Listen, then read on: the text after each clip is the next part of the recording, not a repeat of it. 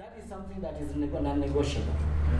And that is why I told you, in as much as it's universally acceptable to have the rights, your rights, or someone, or rather your rights, remember that your neighbor also has their own rights. Yeah. And now the question that you'll always ask yourself is, at what extent does my right stop so that the other person's starts? Tukielewa haki zangu zinaoana na haki ya mwingine, then I believe we'll not be having a just society. So this program basically will be dealing with chapter 4 of the Constitution, that is matters to do with the human rights and dignity, and equally chapter 6 about integrity. Tunaelewana? So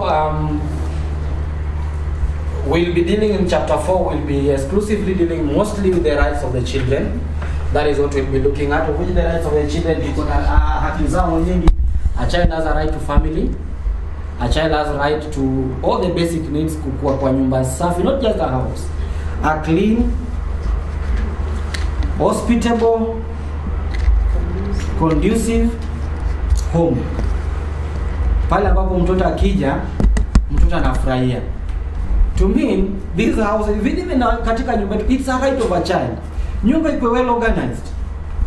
Si ati unakuja nyumba, baba amerusha socks kwa meza, mtoto pale amekuja amefanya. So we have to be well organized. Those are our rights. Watoto wako na haki ya kwenda shule. They have a right to medical care. They have a right to protection. There are many rights of the children, of which I believe by the time we'll be coming to implement, maybe see an expert on children's right issues. There are experts there, they'll come train you on what you guys need to do. And then the next thing we need is chapter 4 on political rights. We also have our political rights. Now the political right in this case is where we'll be having dialogues. Manake political, for you to have that ile kikao ambao mnakaa chini to discuss your matters to do with, does your leaders work well? That is a political forum anyway. So you have a right to political, you have political rights. So those are some of the things we want to look at. So how will you organize your dialogues? That is why we need a chief. Manake, a convener of a dialogue cannot be a CSO. A CSO can only be a facilitator, but you cannot be a convener. A convener lazima ikuwe ni administrator. So that is why you guys, when you be doing your dialogues, ensure you have a chief, an elder, engage in that program. Mkiita watu kwa hiyo vikao vya dialogue, because the dialogue is you to decide what are you going to dialogue about.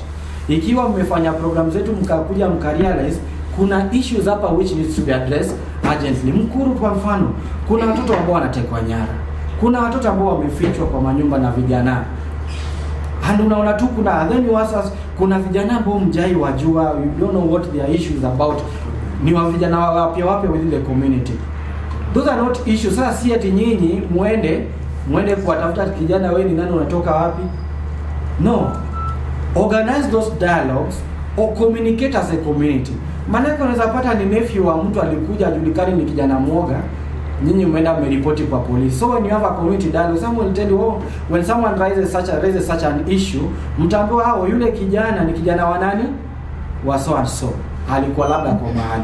So we'll be doing the community dialogues in this program because it's also our right to have those public participation. And in this public participation, it is your right to demand, not to request, to demand an elected leader to attend. Not request, to demand akuje. Na asipokuja, you know how you'll do it. Wakati wa kura ndio mtajua jinsi ya kufanya nini kumuondoa. Asipokuja msiende kurusha mawe kwa ofisi yake. You know how to do it, but it is within your right to call these people ili wakuje wasikie masala yenu. If it's issues to do with children being violated in their community, how can it be done? Manake, if you really need a police post within your area, ndio chief anaweza raise the issue, but then when you have a political voice, will facilitate it to come. We need to have this like for example, I was asking Mami there, do you have the children friendly spaces within your communities? I don't know, Ture, do you have the children friendly spaces? No. Then those are the things you need to discuss within your dialogues. How do you have them? Manake, those spaces are spaces where Now mkiwa na hiyo spaces mmetengeneza, maybe ni kwa chief amewapatia sehemu fulani ambao it's a desk yenye iko pale permanent. Ikiwa hiyo desk itakuwa pale, then you can go to the child protection office and request for them kuwapatia officer ambaye atakuwa anakuja pale on specific days, maybe on a Wednesday anakuja kwa masaa mawili to come and record some of the cases. Manake these children, they have issues, they cannot talk to you but they can talk to maybe a chief. Labda anaona chief ni rafiki ya baba yake na baba yake anamviolate, then they can go to a child protection officer's desk, because by oath they are supposed to protect these children through information zao lazima zikuwe protected and all that. So we need to have these dialogues that we can ensure we have the children friendly spaces in all our communities. We are also working with the young people. We also need to have the youth friendly spaces within the community. Mahali ambapo vijana wanaweza kuja na mambo yao. Mimi na nilikuwa juzi nilifanya makosa, nimefanya nini? Nimelala na msichana wa mtu na ako na mimba. Nimeshindwa kuambia mama yangu.